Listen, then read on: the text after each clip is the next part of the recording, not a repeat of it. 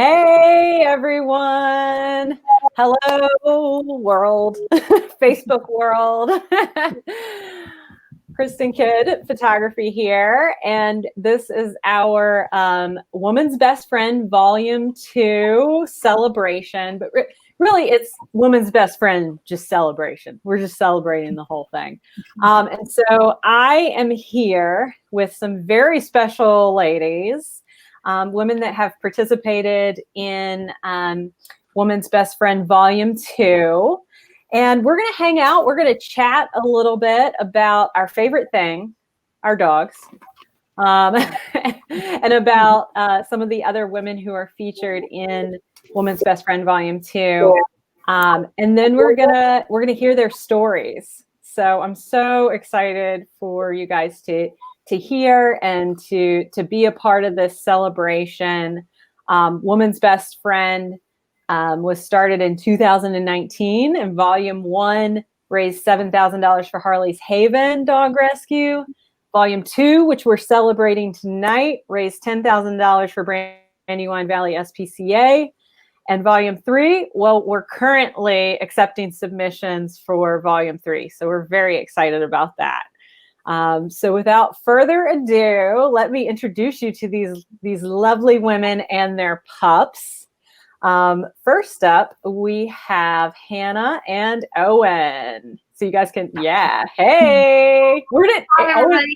Come here. Where'd you go? Owen He's done now. He's tired. Owen was, I swear, like right before we went live, Owen was like playing with his toy. He was sitting. He was like sitting up. He was ready. And now he's like, guys, I'm done. It's bedtime. That was it. That was it. And then we have Michaela and Baloo. How are you, Michaela? Good. And Baloo is, hold on. Can you see him? There he is. All curled up there. He's all curled up. He's also done. Yeah, he was here for about 3 seconds, and then he decided he was also done. Yeah. He was like, guys, I have other things to do on this Friday. He's tired. He's an old man. He's an independent man. So, it's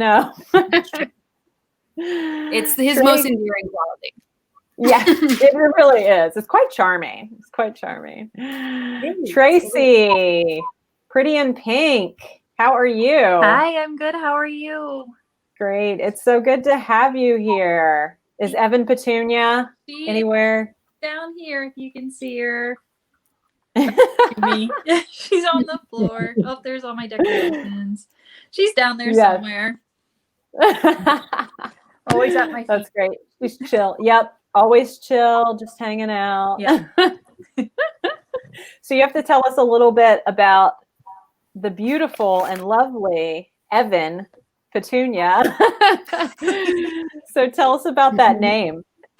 So when my husband and I had discussed getting a dog for years and years and years, and he was pretty insistent upon naming our dog Evan, regardless of gender. After his cousin, who he admires very much and that he works with very closely, just so that he could go into work the next day and be like, Evan pooped on the floor today, and Evan chewed up the couch, and try to get a big laugh out of everybody because they do work together. So he went and got Evan for us. And Evan turned out to be a girl, so I had to give her the most feminine middle name I could come up with. So Petunia. I mean, Evan Petunia. And so now we have Evan Petunia, so that hopefully I love it. We'll realize she's a girl. So much. Holly and Trixie. Trixie's like always ready. Did you hear your name? Trixie. She's like, listen, just where are the treats? Exactly. Let's talk She's about very the food treats. motivated. I can't imagine a dog that's not, though. I love it. Trixie is she just cracks me up all the time. She must have you guys laughing like every day. It's true.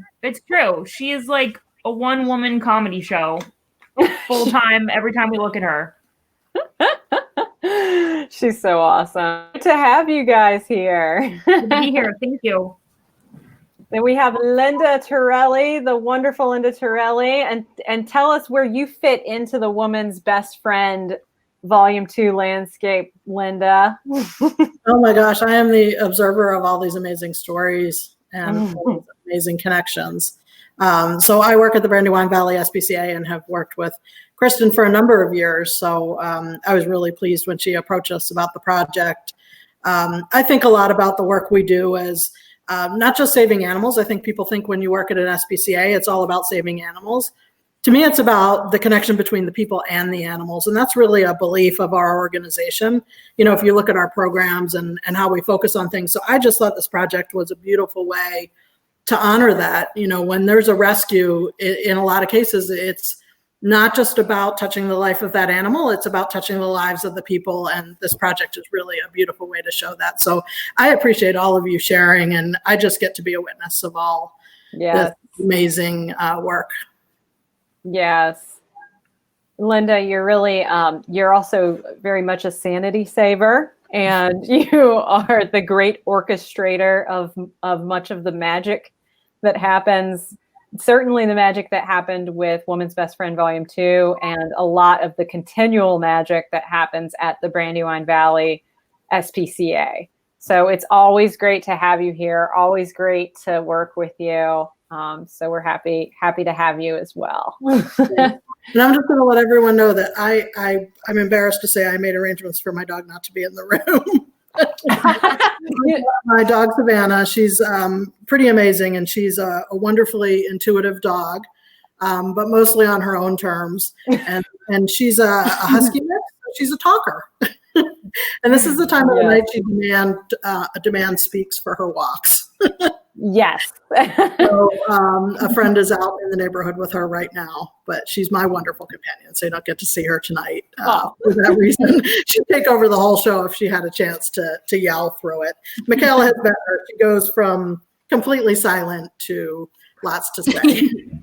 She has a lot to say. And I also just want to add one thing that Linda, as always, completely downplays her impact. But I just want to say that she is definitely the storyteller of the Brandywine Valley SPCA. And I think that her impact can be seen in anything that's been done by that organization since probably 2017. And if you look at their Facebook page, you look at their website, you look at their latest capital campaign, you look at anything that they are putting out there, Linda is the person behind that. And I can tell you, I know the difference between before Linda worked there and after, and I had to get used to crowds showing up that I was not used to. She's very good at her job, but she really is the storyteller of the BVSPCA. And she's really special because that's an important job. So you're the best. Yeah. Thank you. That is my Twitter. Thank you.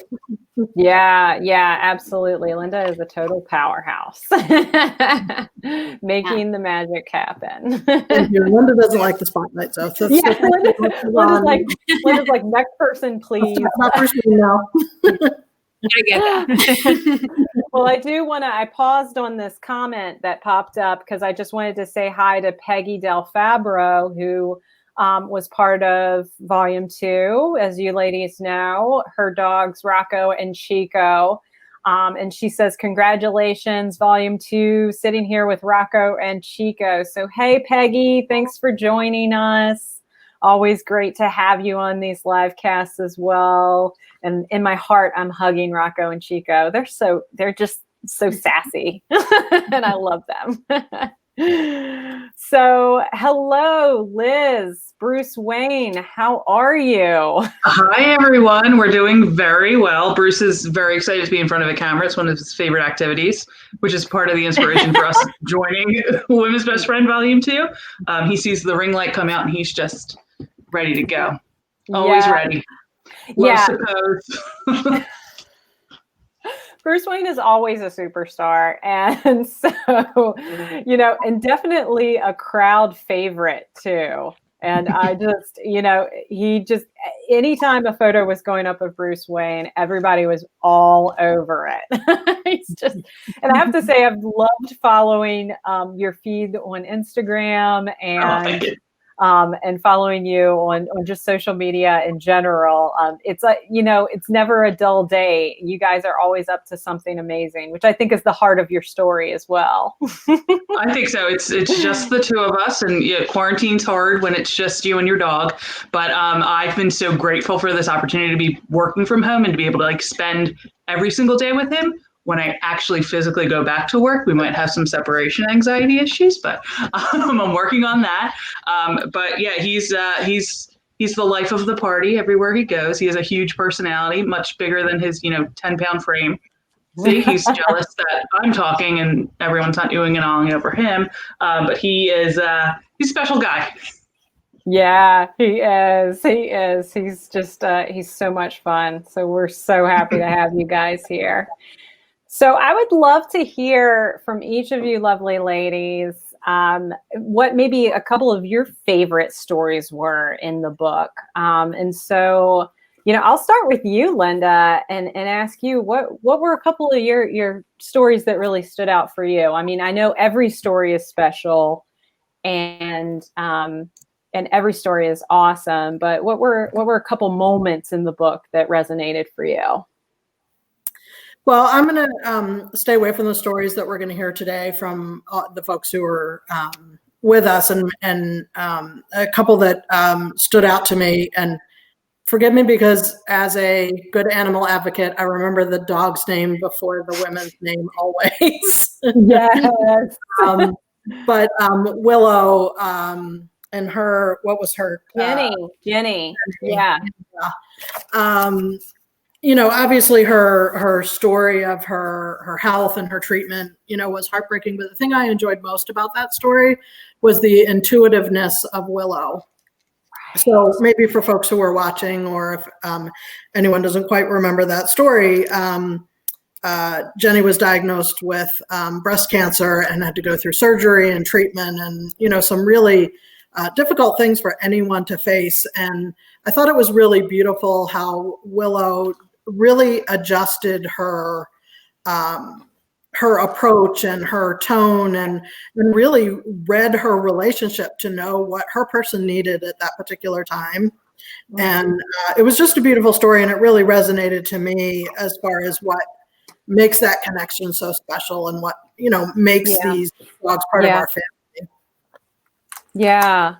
I completely agree. It really pointed out, I think, and I'm actually flipping to it now as we're talking, so we can share a couple of those photos too. But it really resonated for how intuitive our pups can be in our life. And I think that that's an ongoing theme, and having, a story that just hits it right out of the park and shows how much they get it.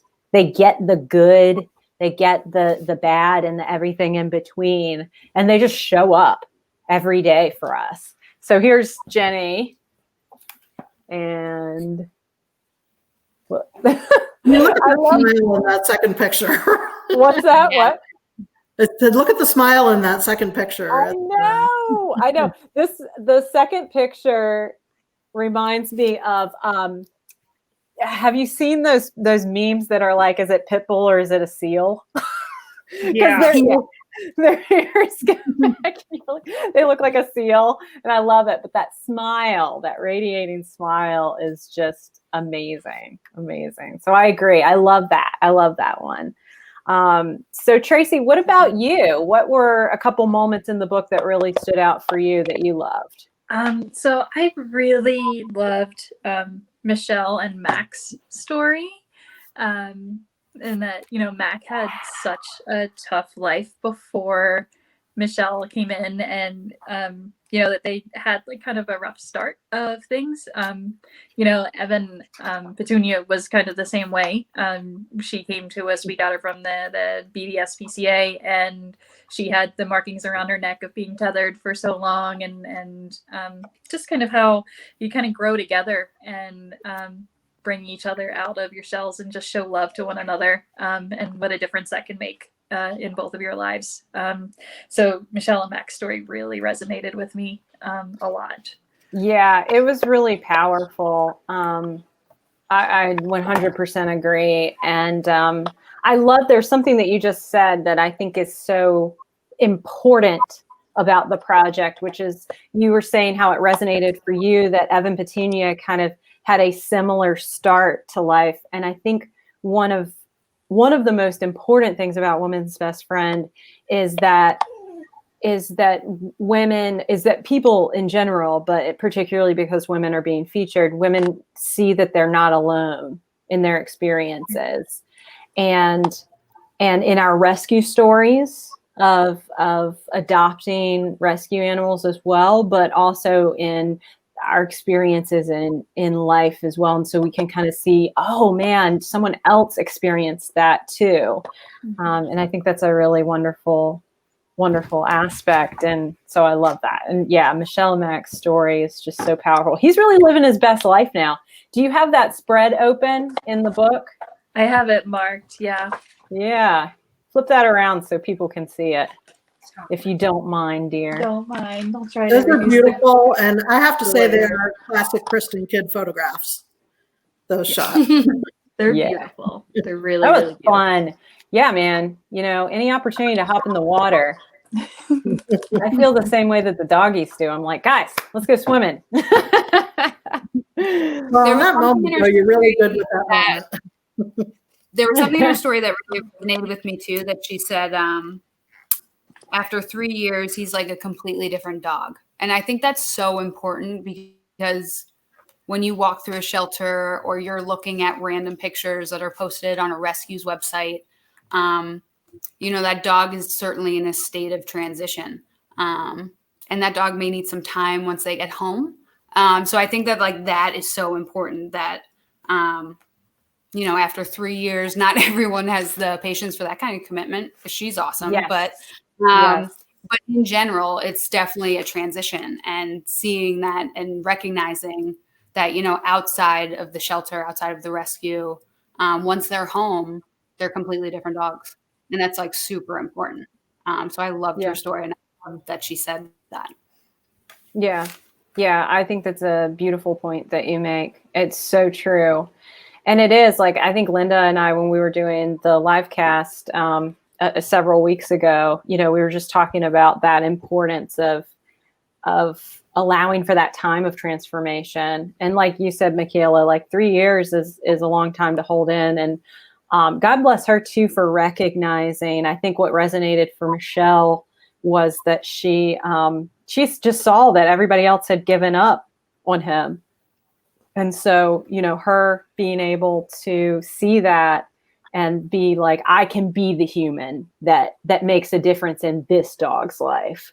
And I think that is a lot of when we find our dog and our dog finds us, so much of the resonance that happens is, you know, I can make a difference in your life. And I like to think that it's reciprocal. There's something in that dog saying, I can make a difference in your life too.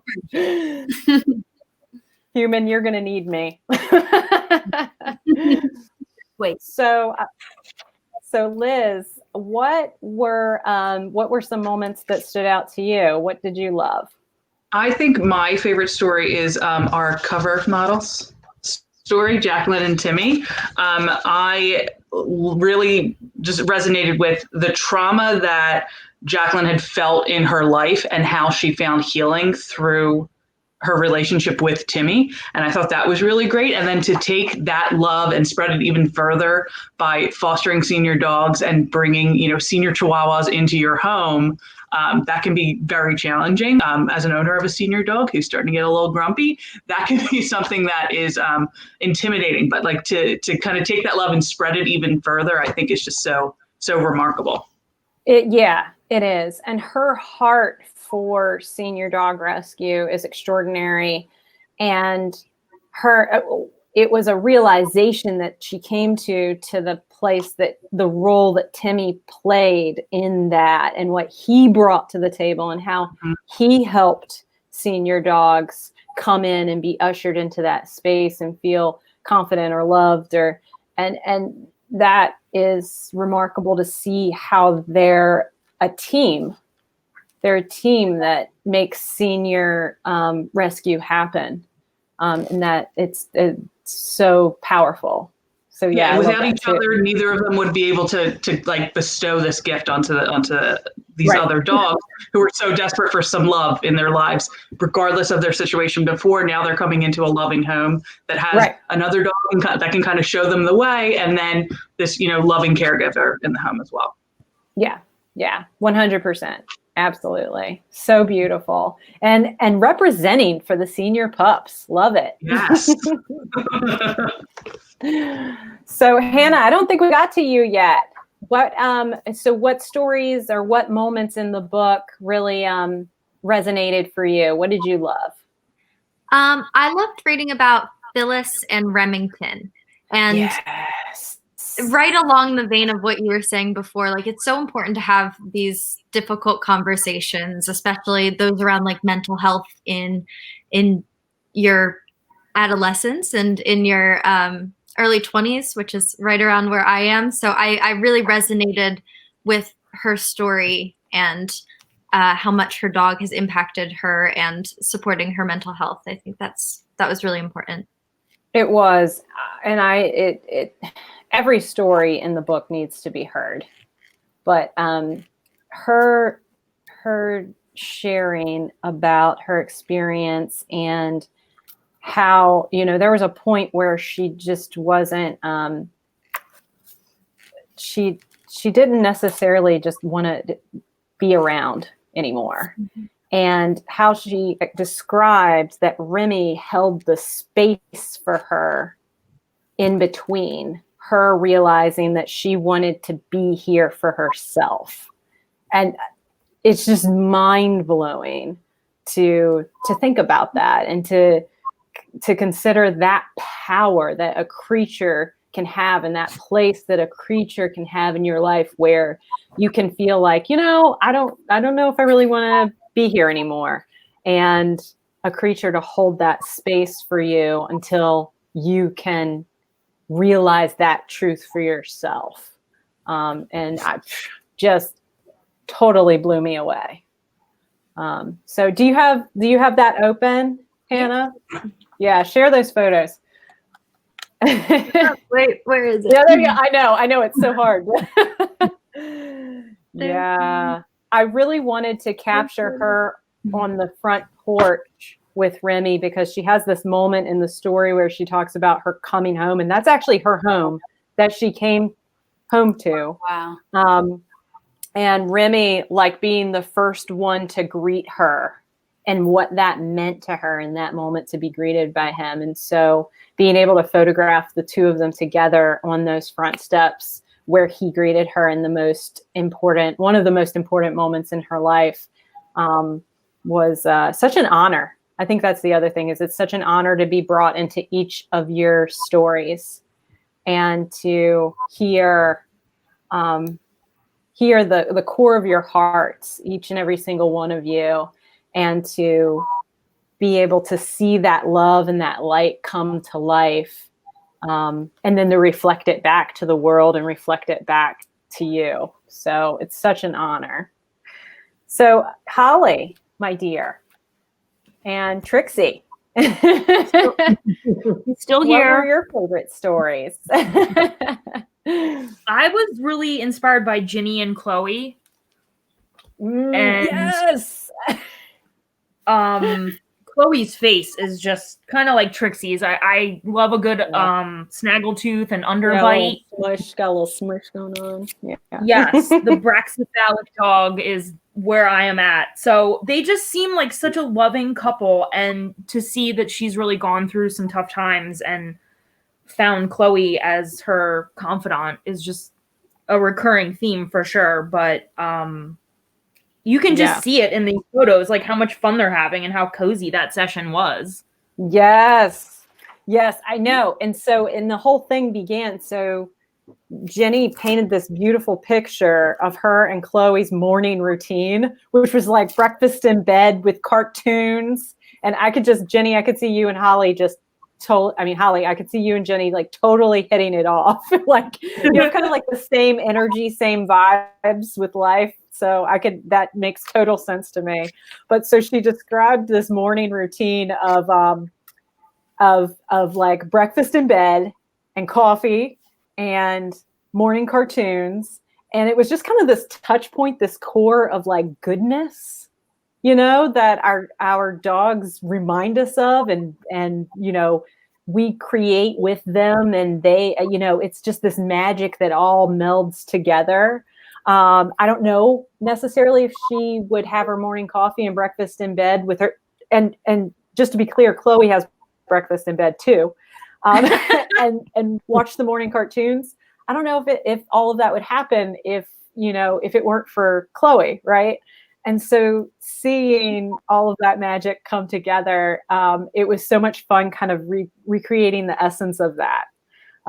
So complete with Scooby-Doo toys and coffee mug. So it was about that lightheartedness that our pups can often bring us back into. They bring us to the present. They're like, yeah, no, I know it's really hard, it's really difficult, but have you seen this squeaky toy? Like, have you tried? It's like the friend who's like, have you tried yoga, but way better, because they're like, have you seen this tennis ball?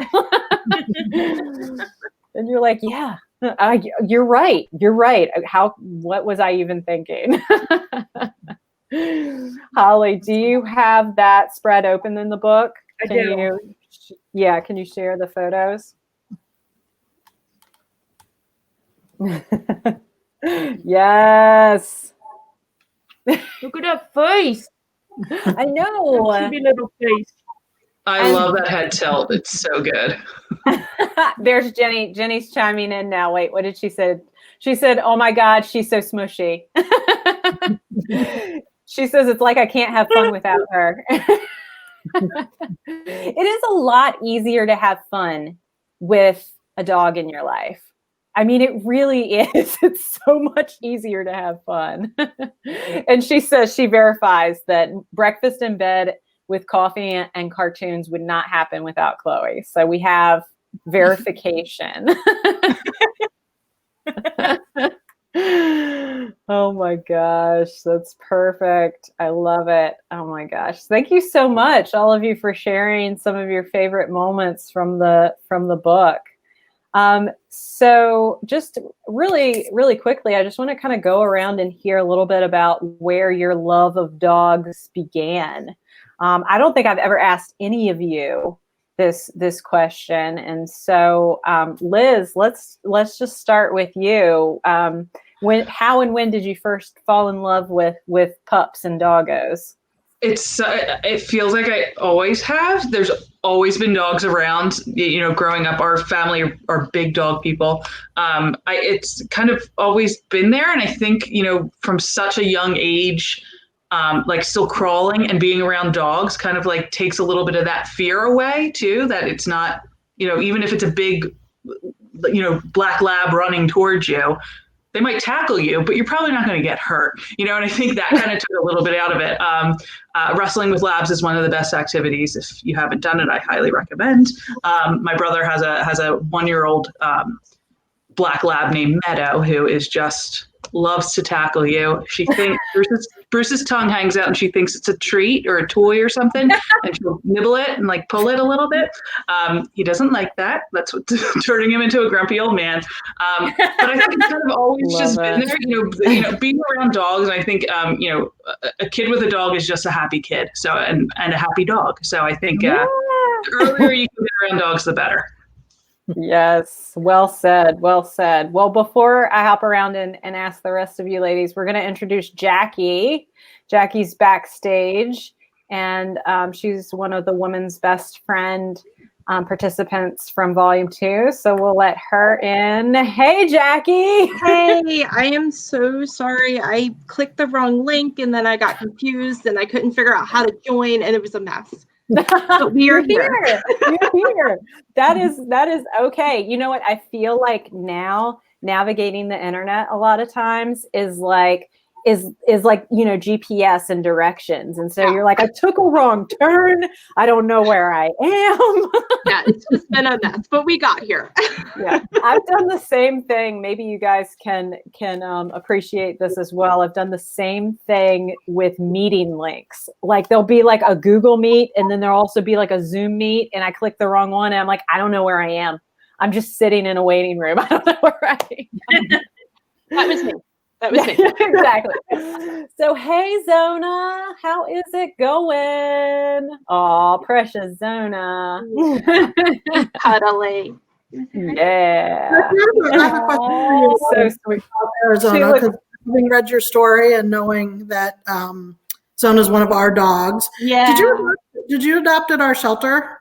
Westchester, yeah. Okay, I wasn't sure if it was at the shelter or one of the events. No, it was at the shelter. It was right after the campus in Delaware got hit by the car. Oh my goodness, yes. Wow. Okay. We knew we wanted another dog, and I had my eye on her for a while. And then when I got there and I saw her birth date, I was like, oh, I gotta take her home. This is my baby. Yeah, I love that kind of fate connection. And I have a feeling you probably ran across Michaela, who's in the upper right. She was our leader at the time. Oh, okay. Yeah, probably. I'm at the SPCA all the time. Yeah. Yeah. I The love community it. response to Newcastle was unbelievable to be in Westchester that following day. Oh, wow. So you were one of those adopters, but yeah, I mean, it was remarkable, the turnout of the community. So thank you for coming out to support us. Yeah, we were honestly absolutely. looking for dogs because we lost one of our campuses overnight. So thank you. Yeah. Zona looks super snuggled in. Yes, this is good. This is her favorite spot. She is I good. started to say she just loves to be held and snuggled in. So sweet. I love it. I love it. So instead of like going around and hearing everybody's story of falling in love with dogs, I think I want to just hop into each of your stories and have each of you read your stories. And so, Liz, why don't we start with you? Absolutely. Yeah. So let's hear the story of Liz and Bruce Wayne. Liz and Bruce Wayne. Liz brought Bruce Wayne into her life 11 years ago. In that time, he stood by her side through grad school, always when she could run lines to prepare for a presentation. Through her first job, Bruce helped to pep her up for the interview, to celebrate her first promotion, and walk beside her into her career. In their 11 years together, Bruce has become a part of Liz's identity, an extension of herself. Friends know to check a restaurant's dog policy before Liz and Bruce get a call to meet up for drinks.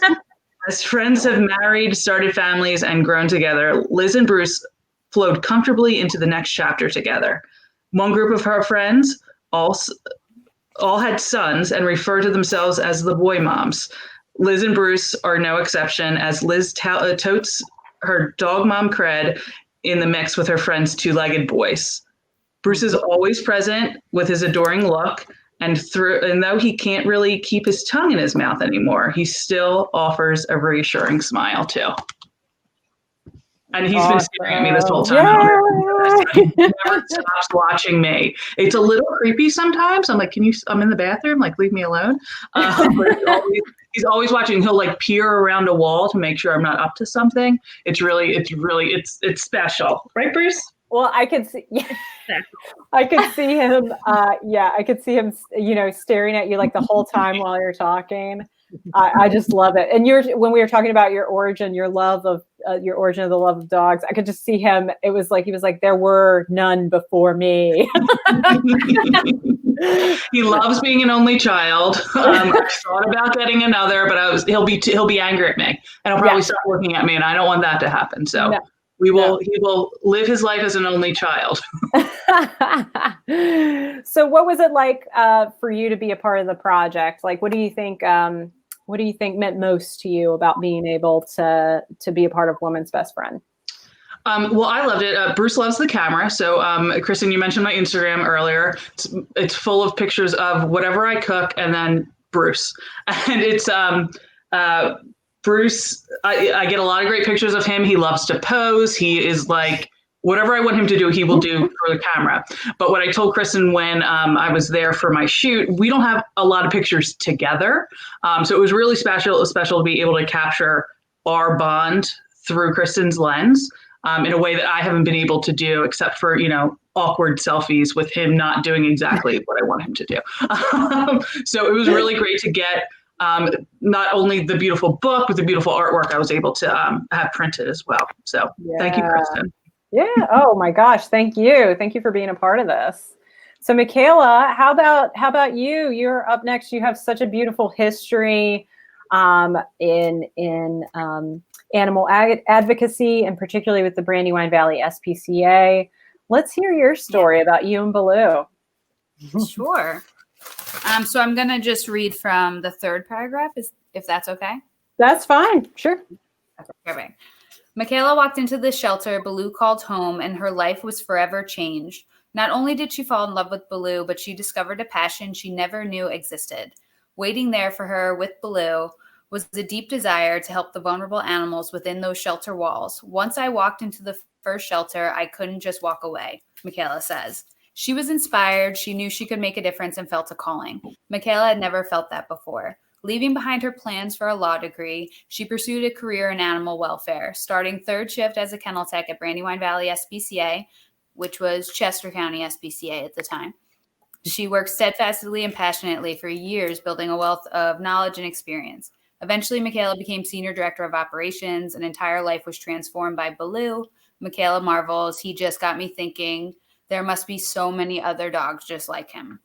Now, as Baloo settles into his senior years, Michaela reflects, I want to give back to him what he's given to me. He inspired what my life turned into and really opened my eyes to this world where I had no idea I could make the impact that I even wound up having. Now, in his golden years, I want him to go on 2 really long walks every day. I want him to get brushed every day. Baloo deserves that because he started this whole thing. Yes. As I watch him stretch out on the baby's mat right now. Because it's better than all babies ever had, apparently. Yeah. He's like, I know this is important real estate here. It seems like you congregate here. Just to add to Michaela's story, because we worked together for a long time, and my history with our shelter goes back a long time. So I've been in my current position for 4 years and spent many of those working with Michaela, but I was a long-time volunteer before. And for folks who know our history, our shelter struggled, struggled to find its way. If you take us back 6, 7, 8 years ago, it was a tough time. And, I refer to Michaela as one of our founders of our transformation. She was really at the helm right alongside of our CEO of really transforming our shelter. And so anyone who's from Chester County, how far the shelter has come.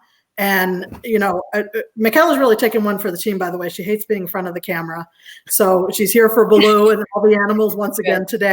And I'm sure she doesn't like being acknowledged for all that she brought to the shelter. But for those of you who have seen our transformation, Baloo helped inspire that. And Michaela really was a cornerstone for all of that change. Yes. Yes. And you can. Congratulations. Yeah. The transformation has been truly remarkable. I live in Westchester, not too far from the Westchester campus, and it is remarkable. I was just talking with my sister about this last week, how amazingly, how far it's come along, how you've partnered with all of these southern shelters to get, high risk dogs up here to, families that need them. It's just been so fun to watch on social media. And thank you for all you're doing for all those lonely animals out there that are just looking for a home. Yeah, absolutely. And I love, Michaela, I love your story, how it speaks to the power of dogs to change any aspect of our lives, and remarkably, and for the better, and to open up possibilities that we never could have fathomed existed, from our partners to our careers to, I mean, you were like, I'm going to be a lawyer, like since you were like in 6th grade. Very black and white. It was a plan that was in place forever. My husband wanted to go to law school, so we were like, we'll take turns. Mm-hmm. And then I adopted this dog and started volunteering at a shelter, and I was like, whoa. Like, I mean, I just had never, like, once you walk into it, like, it's hard to walk away. Like, I just had never been exposed to it before, to be completely honest with you. And I was like, whoa. And once I got involved, I realized, like, I feel like I could make a difference. Like, I feel like I could do this. So it really goes to show people who honestly have no skill set, no anything. Like, perfect example is no one would hire me. That's why I started on 3rd shift. Like, who knew in that moment, you know, what I'd go on to do? And that wasn't what it was about. It's just what it turned into, which was like the best part of all of it.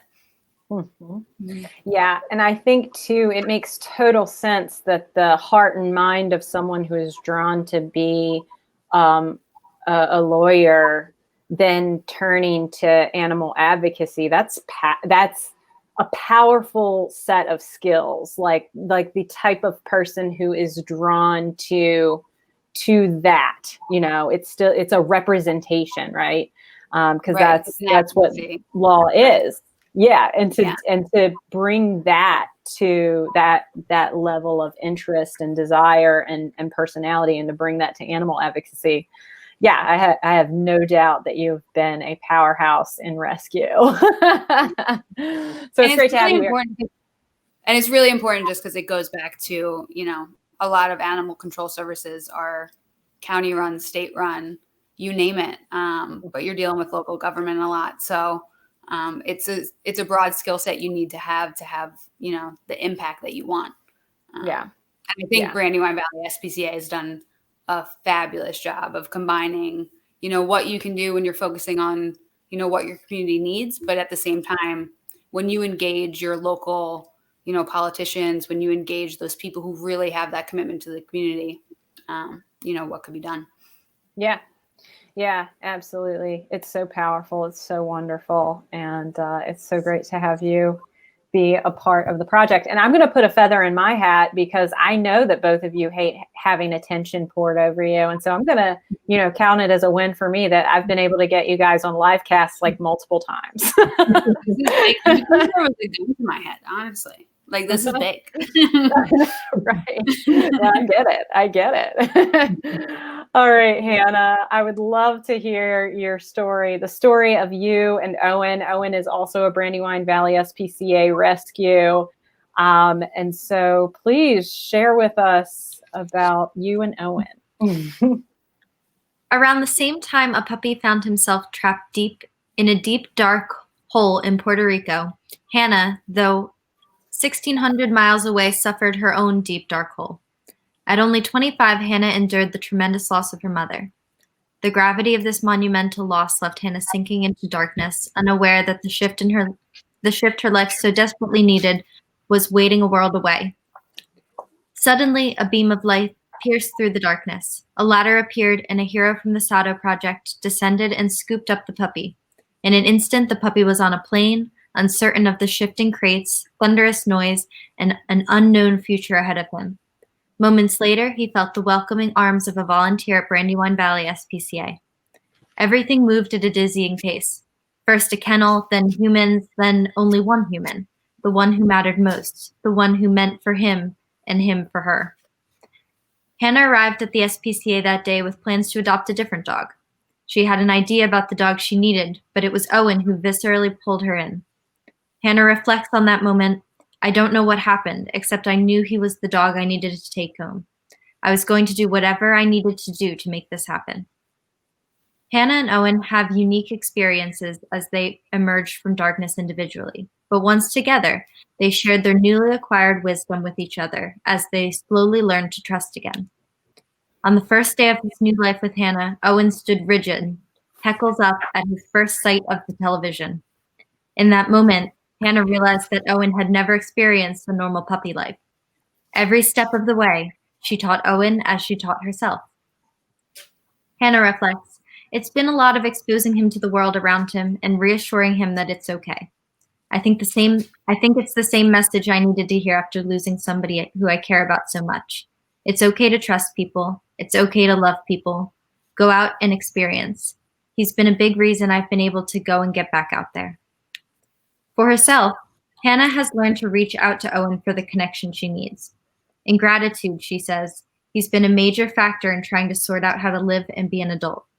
I feel like when he's around, things are manageable. She goes for walks with friends with dogs and has important conversations. She practices downtime, a serious struggle for Hannah, but a preferred way of life for Owen. He brings her a blanket, followed by another and another, until she gets the message that it's time to cuddle. Together they grow. Together under a pile of blankets provided by Owen, they take time to be present in the goodness of here and now.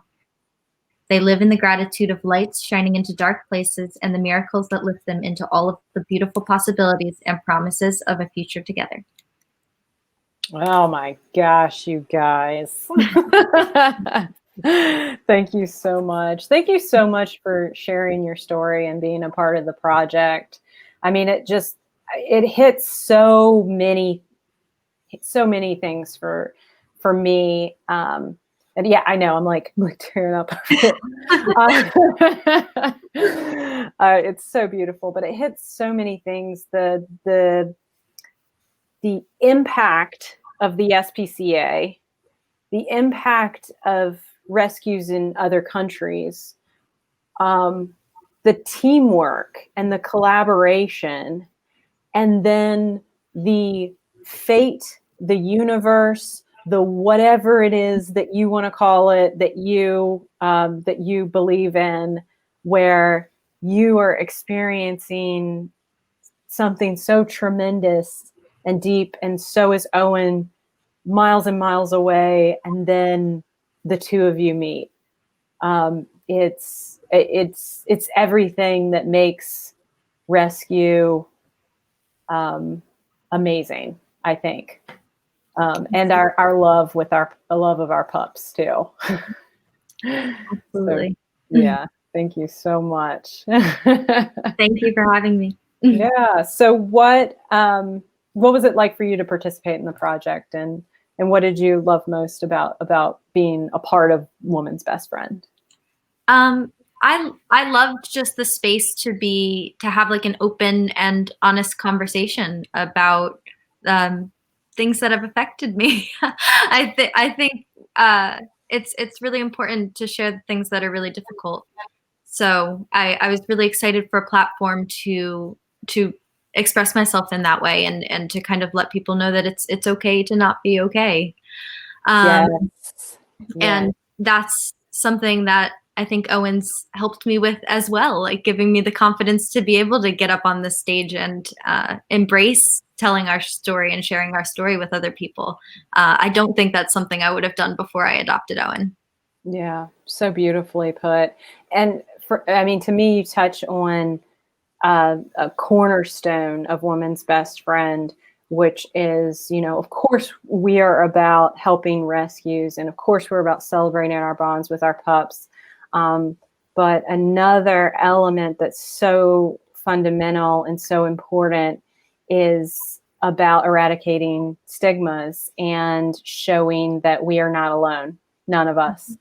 And we do that through being able to share our stories.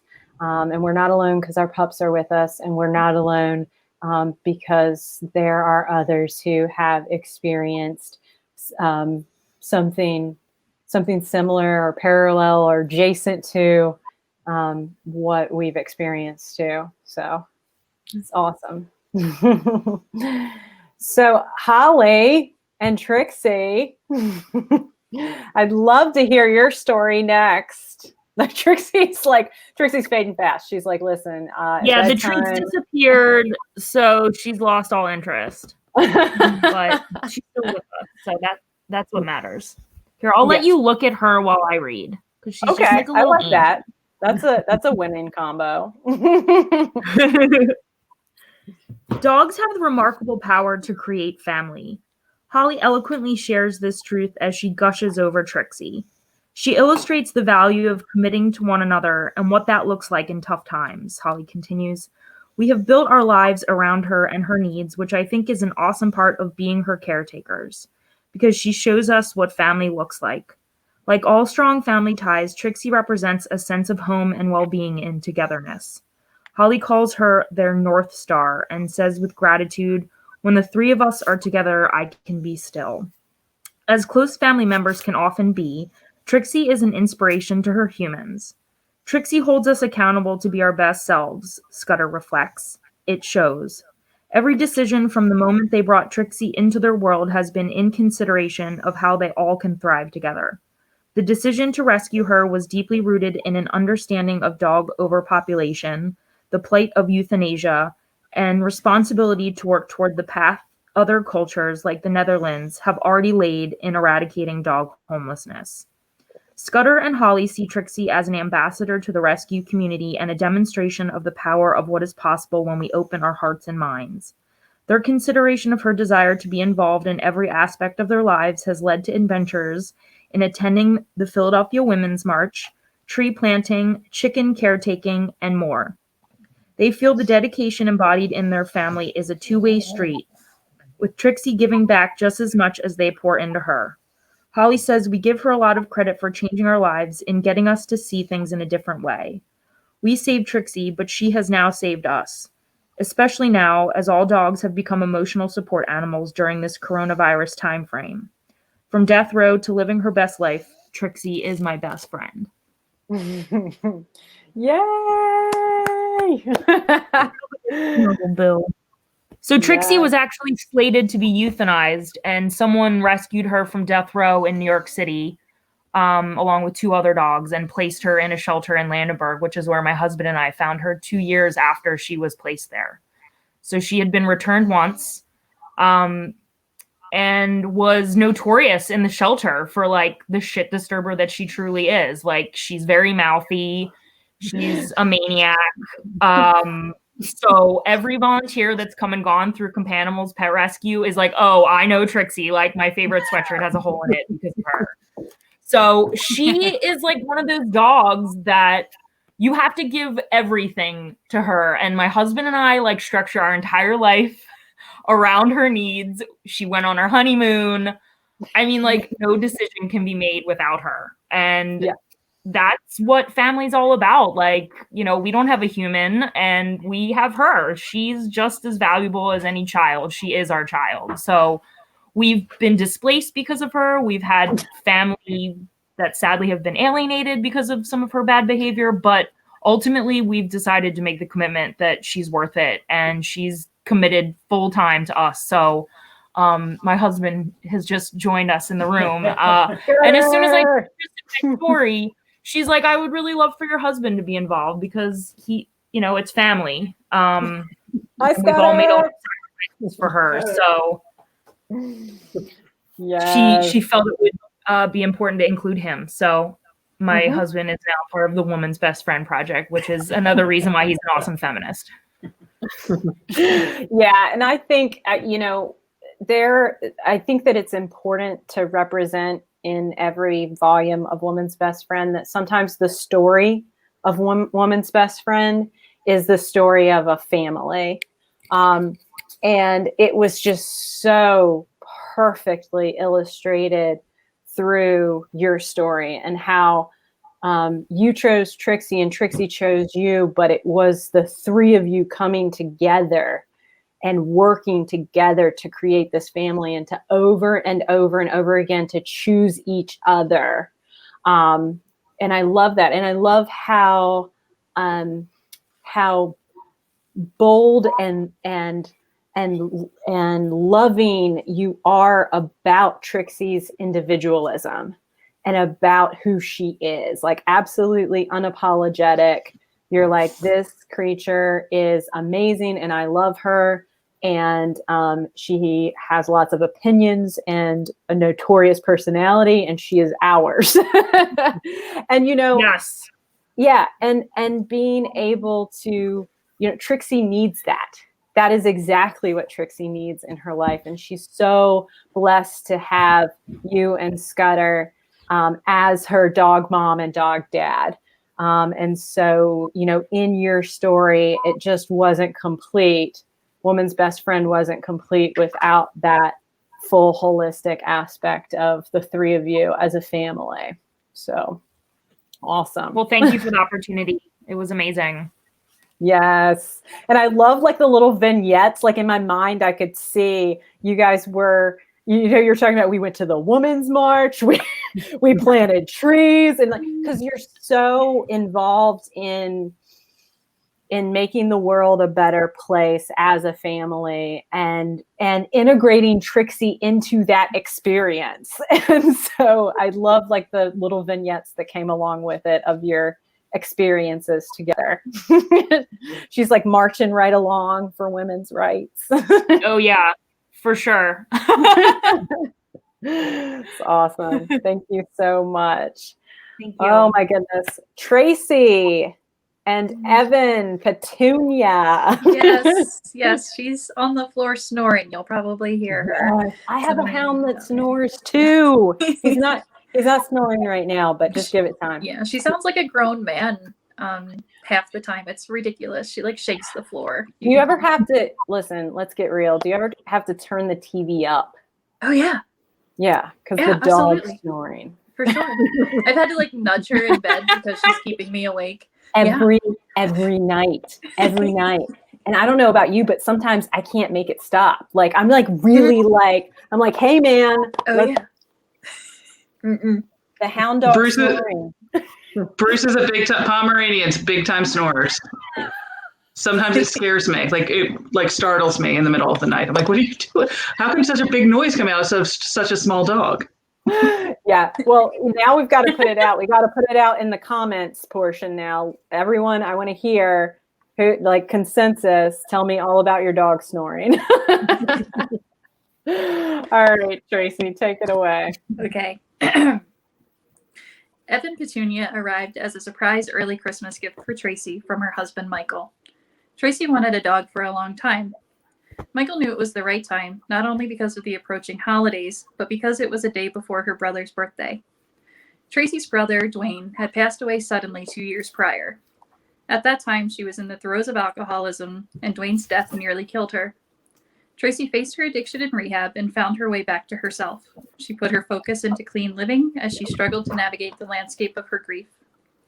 2 years had passed since Dwayne's passing and her confrontation with addiction. His birthday remained a trigger point, catapulting her into the pain of her loss.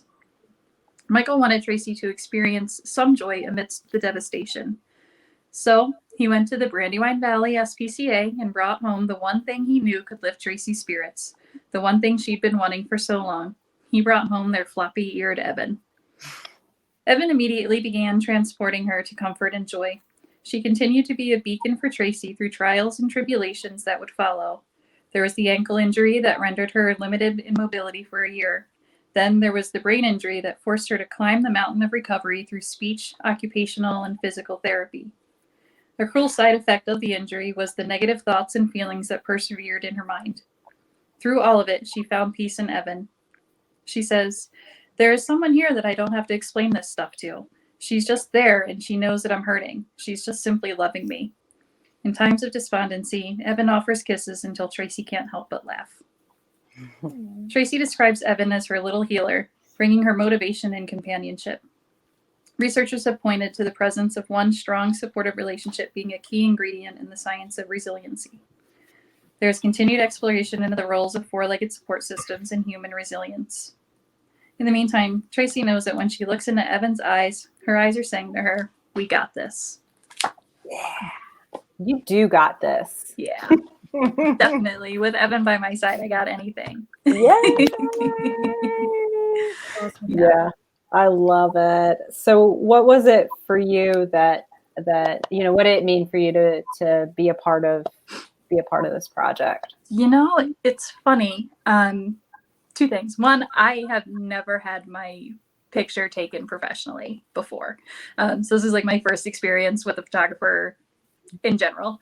And honestly, like I don't want to ever shut up about my dog. So the next logical step would be like, well, yeah, of course we need to be in a book, like duh.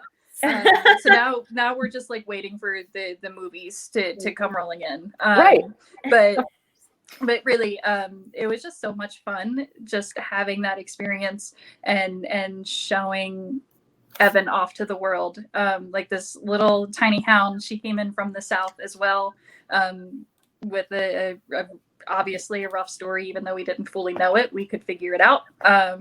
And she just turned into the most loving, compassionate little healer. And it's just awesome to show the world what a little bit of love can do for both humans and for dogs. She loves me and I love her. And over the past 2 years together, we've just grown in so many ways. So it was really fun to be able to show that off.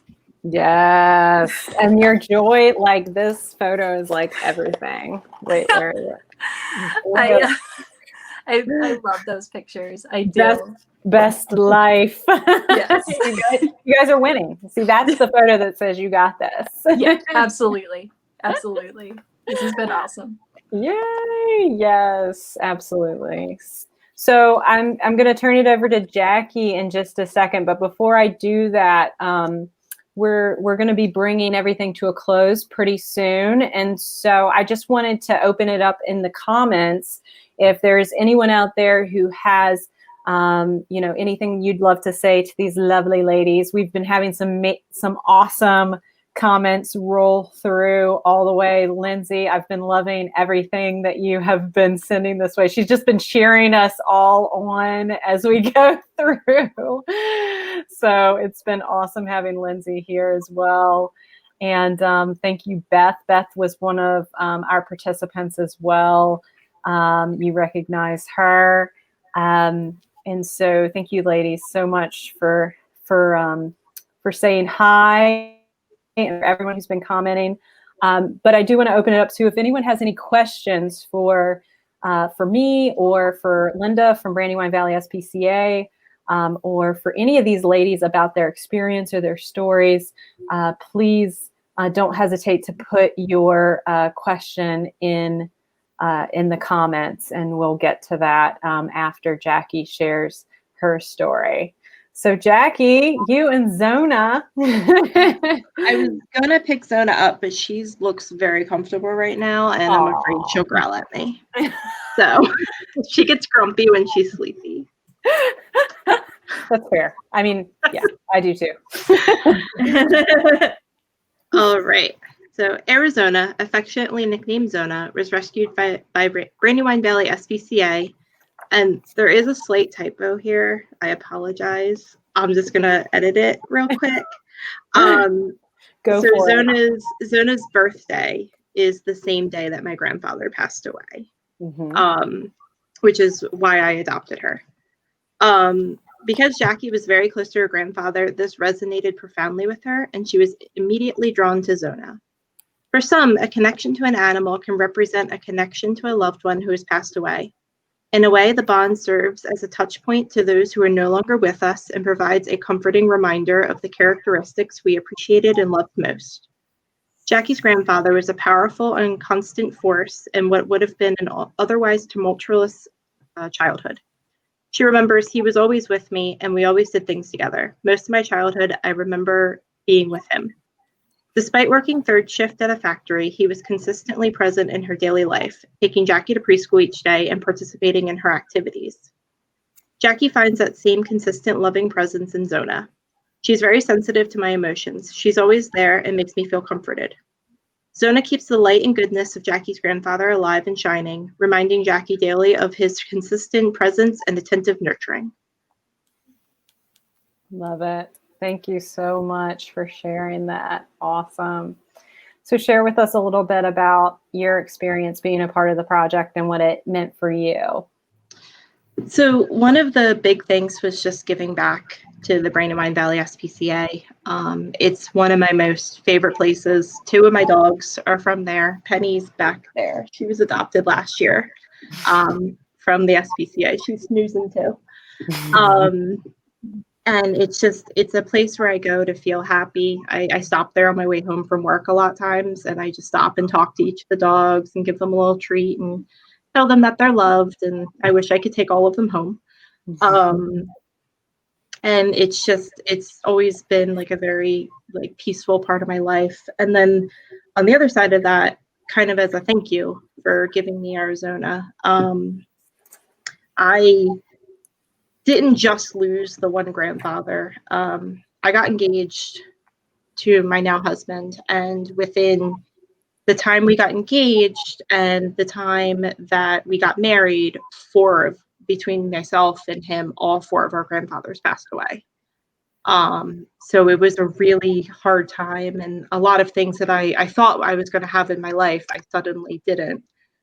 And it was just, Zona filled a lot of holes that were missing. And when I was wedding planning and going through all these things, she was right there, and she sat with me. And, you know, when I needed a hug, when I needed a friendly face, she was right there. And I love her to death for it. So. Yeah. Wonderful. Thank you so much. Thank you for sharing. It's a wonderful and important story. And I think, you know, that touch point to how they're there for us through our grieving, and how they show up in such seminal moments in our lives. Awesome to have you share that. And of course, your connection and love and dedication to the Brandywine Valley SPCA as well. Yeah, I love it there. Yeah, absolutely. Well, ladies, thank you so much for being a part of Woman's Best Friend. Thank you so much for being here tonight and for sharing your stories and having some fun with us here. And there's a couple ladies in the crowd, in the audience, who were a part of Woman's Best Friend as well. And I just want to give them a little shout out. Jill has been here, and she's been saying hi. And I just wanted to highlight her and her pups. She had to say goodbye to a couple of her pups in between being a part of the project and now. And that, you know, reminds me of, you know, it's such an honor to have these stories captured in such an indelible way, and to have that celebration immortalized of their lives, and the roles that they've played in our lives. And so, you know, so wonderful to have Jill. And then Beth has been here and saying hi and commenting. I love Beth's story. Beth and Bailey. Bailey just is all about just seizing the day and living his best life every day. And their story is really, really a gorgeous one as well. So lastly, before we go, womansbestfriendproject.com. So that's woman. So imagine saying man's best friend, woman's best friend project. .com. That is where you can go and get a copy of Volume 1 or Volume 2. Volume 2 is all the ladies who are featured here tonight and their pups. And you can support the Brandywine Valley SPCA with your purchase of Volume 2 of Woman's Best Friend. And then lastly, we are currently accepting submissions for women and their pups to be a part of Woman's Best Friend Volume 3.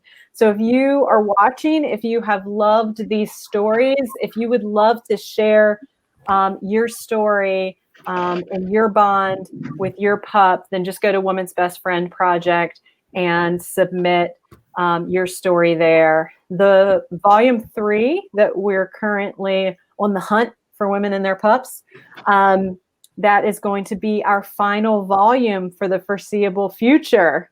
So if you have any inkling in your heart that you would love to participate and support the Women's Animal Center through Volume 3, then now is the time to share your story. So thank you, everyone, for being a part of this. Thank you, Michaela and Hannah and Liz and Tracy and Linda, Jackie, Holly. Thank you, Kristen, and thank you for organizing this and all that you do to support the animals in our local areas. I can't say enough about you. Thank you. Thank you so much. It's such an honor to be brought into your worlds and to hear your stories and to capture everything that matters most to you and to create a beautiful tome and testament to who our pups are for us and to the power of rescue. And we could not do Woman's Best Friend Project without each and every single one of you. So thank you to you who've participated, who are watching, and thank you to each of you ladies as well. So Thank you, Kristen. Happy Thank you, New Kristen. Year. Thank you. And we will sign out. Bye. Hi, Mom. I love you. Bye.